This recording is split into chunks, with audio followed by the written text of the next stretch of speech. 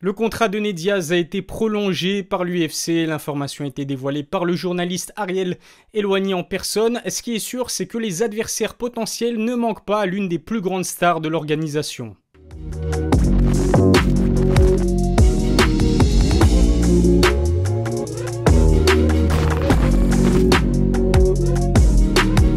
Salut à tous, c'est Elias, on se retrouve aujourd'hui pour une nouvelle vidéo. On en sait un peu plus sur l'avenir de Nate Diaz. Son contrat a donc été prolongé par l'UFC, c'est le journaliste Ariel Helwani qui a confirmé la nouvelle. Il s'agit en tout cas d'une bonne nouvelle pour les nombreux fans du petit frère de Nick. En plus de voir son contrat prolongé, Nate a peut-être même trouvé un adversaire, une date de retour. Dustin Poirier a confié être très chaud à l'idée d'affronter le bad boy de Californie dans les prochaines semaines. Dustin vient tout juste de s'incliner face à Charles Oliveira pour son deuxième title shot, et à part un combat contre Nate Diaz, rares sont les défis qui l'intéressent actuellement. C'est bien la preuve là que Nate n'est pas un combattant ordinaire pour l'UFC. On sait qu'un Tyron Woodley ou un Kevin Lee plus récemment ont été tous les deux mis à la porte par l'UFC sans aucun remords. Je ne compare pas la situation, on va dire, d'un Nate à celle des deux combattants que j'ai cités précédemment, mais depuis sa victoire contre McGregor en 2016, Nate Diaz n'a remporté qu'un seul combat sur 4, c'est très peu.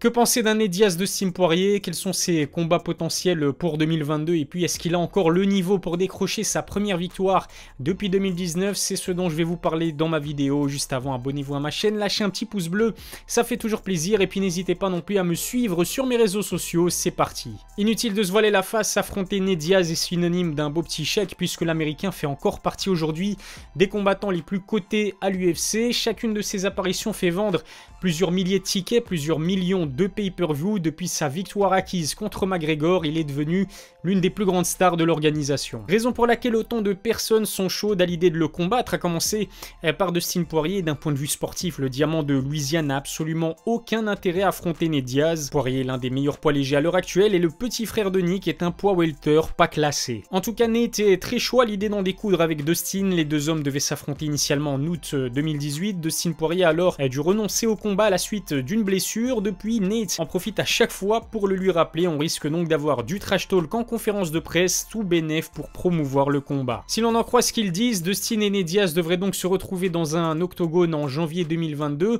et le combat devrait logiquement se faire chez les poids welter puisque Poirier a confié à Ariel Helwani en avoir marre tout simplement de cutter beaucoup trop de poids pour arriver à 70 kg. Et puis, contrairement à ce que Dana White avait confirmé il y a quelques mois, Nate Diaz ne veut pas entendre parler d'un combat chez les poids légers. En plus de Dustin, c'est un autre combattant qui a call-out Nate Diaz, il s'agit de l'hyperactif Khamzat Chimaev. S'il y a bien un homme qui est prêt à affronter toute la planète, c'est bien Khamzat. Depuis qu'il est à l'UFC, et rares sont ceux qui n'ont jamais été défiés par le Suédois d'origine tchétchène. Facile vainqueur de tous ses adversaires dans l'organisation, Chimaev est à la recherche d'un grand nom à ajouter à son tableau de chasse. Il en a donc profité pour trash talk sévèrement un Nate qui n'avait rien demandé. Nate Diaz a depuis répondu aux attaques du Suédois, il ne veut vraiment pas entendre parler d'un combat contre Khamzat. Nate considère que la pépite de l'UFC n'est encore qu'un jeune rookie. Pourtant, Chimaev est aujourd'hui classé 11e de sa catégorie. Ce qui est sûr, c'est que Dana White n'est absolument pas intéressé par un tel combat. Khamzat Chimaev est selon moi un adversaire beaucoup trop dangereux pour le Nate Diaz version 2021, voire même version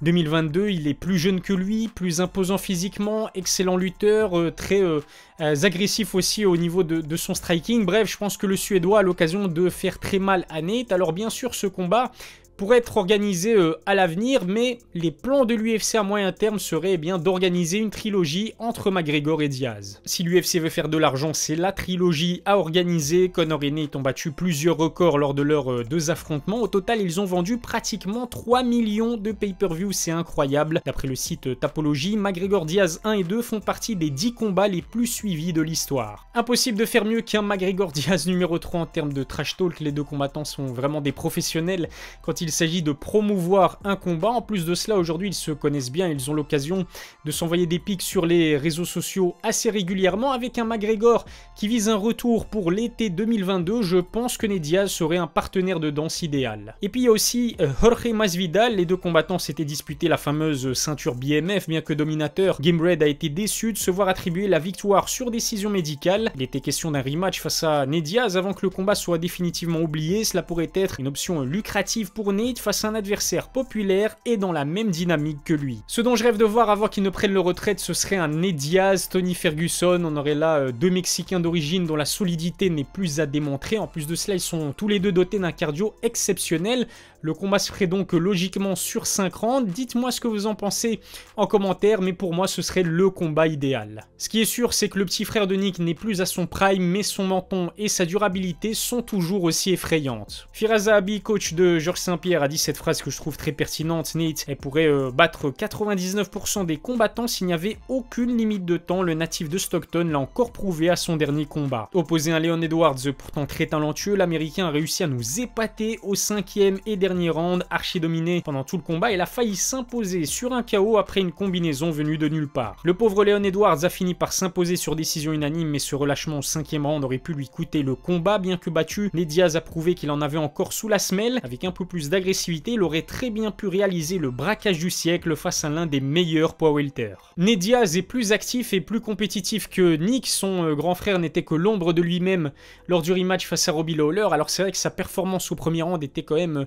plutôt correct, mais ensuite il s'est écroulé physiquement à 38 ans et après plus de 6 ans d'absence, c'est assez logique. Alors encore une fois, c'est vrai que Nate Diaz n'est plus le combattant qu'il était, mais il reste un adversaire très dangereux. Abonnez-vous à ma chaîne YouTube, lâchez un petit pouce bleu si cette vidéo vous a plu et puis n'hésitez pas à me suivre sur mes réseaux sociaux, tous les liens sont dans la description. Je vous donne rendez-vous très vite pour une nouvelle vidéo. D'ici là, prenez soin de vous et à la prochaine.